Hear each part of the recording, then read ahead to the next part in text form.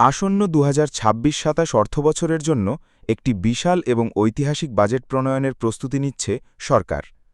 প্রিয় সরকারি চাকুরিজীবী ভাই ও বোনেরা, আজকের সকালের আপডেট নিউজে আপনাদের স্বাগতম। যারা আমাদের চ্যানেলে নতুন তারা এখনই চ্যানেলটি সাবস্ক্রাইব করুন। আর হ্যাঁ, অবশ্যই কমেন্ট করে জানাবেন আপনারা কে কোন জেলা থেকে আমাদের ভিডিওটি দেখছেন। তবে চলুন কথা না বাড়িয়ে আজকের সর্বশেষ সংবাদটি জেনে নিন। সবকিছু ঠিক থাকলে আগামী বাজেটের আকার হতে যাচ্ছে প্রায় ৯ লাখ কোটি টাকা, যা বাংলাদেশের ইতিহাসে এ যাবৎকালের সর্বোচ্চ। দেশের সামগ্রিক অর্থনৈতিক পরিস্থিতি, বৈশ্বিক প্রেক্ষাপট এবং জনগণের প্রত্যাশার কথা মাথায় রেখে প্রধানমন্ত্রীর সংশ্লিষ্ট মন্ত্রণালয়গুলোকে এই ইতিহাসের সেরা বাজেট প্রণয়নের জন্য বিশেষ নির্দেশ দিয়েছেন। এই বিশাল অঙ্কের বাজেটের ঘাটতি পূরণের জন্য সরকার এবার একটি ভিন্ন পথে হাঁটার চিন্তা করছে। সাধারণত বাজেট ঘাটতি মেটাতে সরকার দেশীয় ব্যাংক ব্যবস্থার উপর ব্যাপকভাবে নির্ভর করে থাকে, কিন্তু আগামী বাজেটে এই ব্যাংক নির্ভরতা কমিয়ে আনার জন্য সুস্পষ্ট নির্দেশনা দেওয়া হয়েছে। এর ফলে বেসরকারি খাতের ঋণ প্রবাহ বৃদ্ধি পাবে এবং বিনিয়োগের নতুন সুযোগ তৈরি হবে বলে অর্থনীতিবিদরা মনে করছেন। নতুন বাজেটে বেশ কয়েকটি খাতকে সর্বোচ্চ অগ্রাধিকার দেওয়া হচ্ছে। এর মধ্যে উল্লেখযোগ্য হল স্বাস্থ্য, শিক্ষা, বিনিয়োগ, কর্মসংস্থান সৃষ্টি, খাদ্য নিরাপত্তা, জ্বালানি নিরাপত্তা এবং সর্বোপরি সরকারের দেওয়া নির্বাচনী প্রতিশ্রুতিগুলোর পূর্ণাঙ্গ বাস্তবায়ন। কোভিড পরবর্তী বিশ্ব পরিস্থিতি এবং বর্তমান বৈশ্বিক অর্থনৈতিক অস্থিরতার কারণে স্বাস্থ্য ও খাদ্য নিরাপত্তায় বিশেষ জোর দেওয়ার সময়ের দাবি হয়ে দাঁড়িয়েছে। একই সাথে দেশের যুব সমাজের জন্য পর্যাপ্ত কর্মসংস্থানের সুযোগ সৃষ্টি করা এবং দেশি বিদেশি বিনিয়োগ আকৃষ্ট করার জন্য বাজেটে বিশেষ দিকনির্দেশনা ও বরাদ্দ থাকতে পারে। সরকারের নির্বাচনী প্রতিশ্রুতিগুলোর মধ্যে অন্যতম একটি বড় এবং আলোচিত বিষয় হল সরকারি কর্মকর্তা ও কর্মচারীদের জন্য নতুন বা নবম পে স্কেল ঘোষণা করা। বর্তমান ঊর্ধ্বমুখী বাজার দরের প্রেক্ষাপটে জীবনযাত্রার ব্যয় বহুগুণ বৃদ্ধি পেয়েছে। নিত্য প্রয়োজনীয় প্রতিটি পণ্যের দাম এখন সাধারণ মানুষের নাগালের বাইরে চলে যাচ্ছে। এই অবস্থায় সরকারি চাকুরিজীবীরা তাদের সংসার চালাতে গিয়ে প্রতিনিয়ত হিমশিম খাচ্ছেন। তাই পে স্কেল বাস্তবায়নকে অত্যন্ত জরুরি একটি পদক্ষেপ হিসেবে দেখছেন সবাই। সরকারি কর্মকর্তারাও তাদের এই যৌক্তিক দাবিগুলো বিভিন্ন ফোরামে এবং সরকারের উচ্চ পর্যায়ে বরাবরই তুলে ধরছেন। তাদের দাবি বাজারের সাথে সঙ্গতি রেখে অবিলম্বে একটি বাস্তবসম্মত বেতন কাঠামো নির্ধারণ করা প্রয়োজন। এই নতুন পে স্কেল নিয়ে সামাজিক যোগাযোগ মাধ্যমগুলোতেও চলছে নানামুখী আলোচনা, জল্পনা-কল্পনা এবং মিশ্র প্রতিক্রিয়া। অনেকেই মনে করছেন বর্তমান মূল্যস্ফীতির বাজারে পে স্কেল ছাড়া সরকারি চাকুরিজীবীদের টিকে থাকা অসম্ভব। আবার আরেক পক্ষের মতে নতুন পে স্কেল ঘোষণা করা হলে বাজারে জিনিসপত্রের দাম আরও এক দফা বৃদ্ধি পেতে পারে, যার নেতিবাচক প্রভাব পড়বে বেসরকারি খাতের চাকুরিজীবী এবং সাধারণ খেটে খাওয়া মানুষের উপর। এই পরিস্থিতিতে অর্থমন্ত্রী আমির খসরু মাহমুদ চৌধুরী ২০২৬-২৭ অর্থবছরের বাজেট জাতীয় সংসদে উপস্থাপন করতে যাচ্ছেন। বাজেটে নতুন পে স্কেল বাস্তবায়ন হবে কিনা তা নিয়ে যখন সবাই অধীর আগ্রহে অপেক্ষা করছে, তখন অর্থমন্ত্রীর একটি বক্তব্য নতুন করে অনিশ্চয়তা তৈরি করেছে। তিনি স্পষ্ট জানিয়েছেন যে বৈশ্বিক অর্থনৈতিক অস্থিরতা এবং দেশের অভ্যন্তরীণ বর্তমান অর্থনৈতিক পরিস্থিতি অত্যন্ত চ্যালেঞ্জপূর্ণ। সরকারের রাজস্ব আদায় এবং ব্যয়ের মধ্যে একটি বড় ফারাক রয়েছে।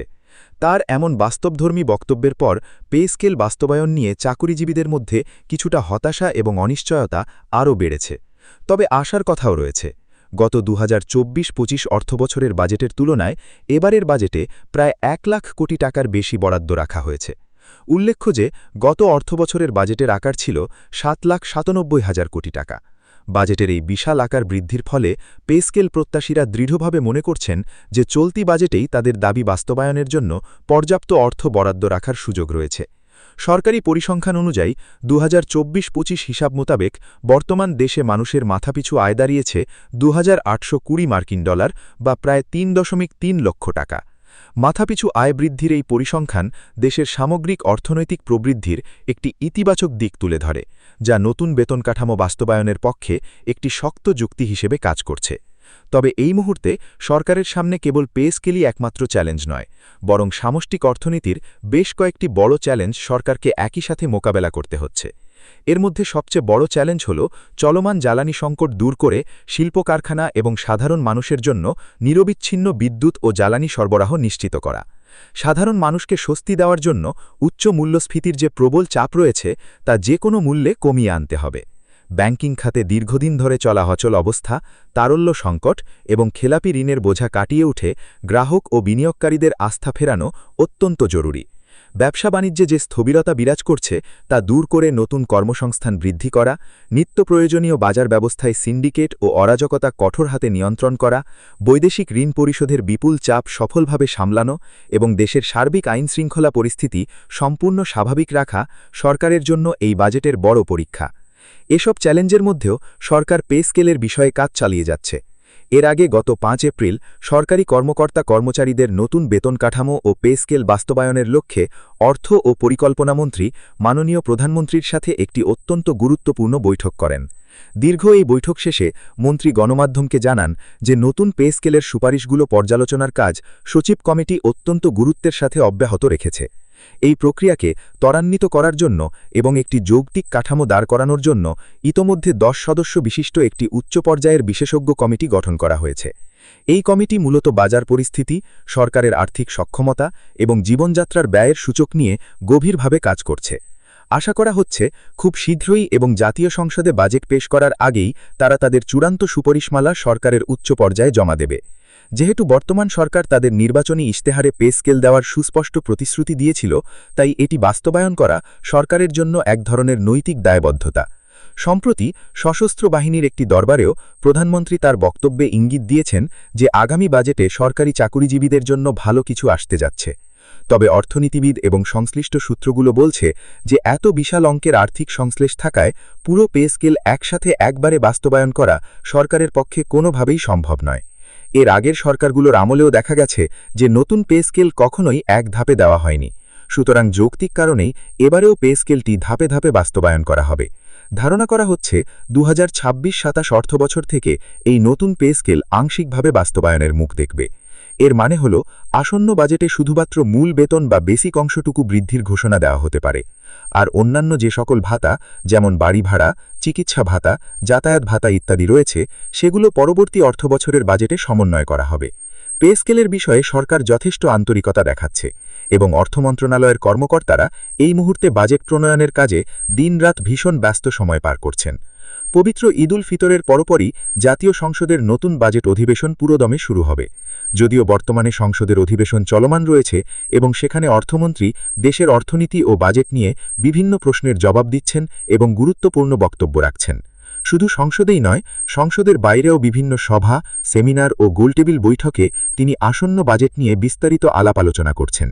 দেশের বিভিন্ন স্টেক হোল্ডার, অর্থনীতিবিদ, জাতীয় সংবাদপত্রের সাংবাদিক, ব্যবসায়ী নেতা এবং সুশীল সমাজের প্রতিনিধিদের সাথে নিয়মিত মত বিনিময় সভা চলছে।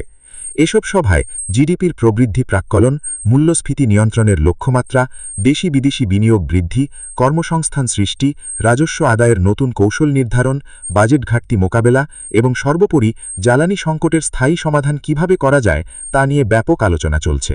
সবকিছু মিলিয়ে প্রবলভাবে আশা করা যাচ্ছে যে আসন্ন ২০২৬-২৭ অর্থবছরের বিশাল বাজেটে সরকারি কর্মকর্তা-কর্মচারীদের প্রত্যাশা পূরণের জন্য অর্থাৎ পে স্কেল দেওয়ার জন্য পর্যাপ্ত অর্থের সংস্থান রাখা হবে।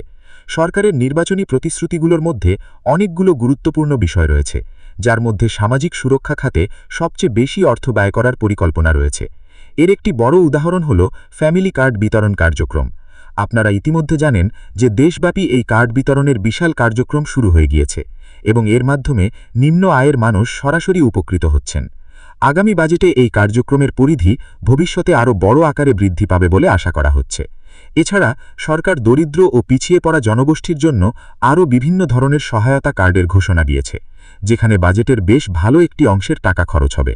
তাই সব দিক সামলে অর্থনীতিকে স্থিতিশীল রেখে ২০২৬-২৭ অর্থবছর থেকে নতুন পে স্কেলের যাত্রা শুরু হবে এবং পে স্কেলের বর্ধিত টাকাটা যাতে আগামী অগাস্ট ২০২৬-এর বেতনের সাথে সরকারি কর্মকর্তা-কর্মচারীরা হাতে পান, সে লক্ষ্যেই সরকার, অর্থ মন্ত্রণালয় এবং সংশ্লিষ্ট কমিটিগুলো একযোগে নিরলসভাবে কাজ করে যাচ্ছে। ভিডিওটি খুবই জরুরি, তাই দয়া করে সবার সাথে ভিডিওটি শেয়ার করতে ভুলবেন না।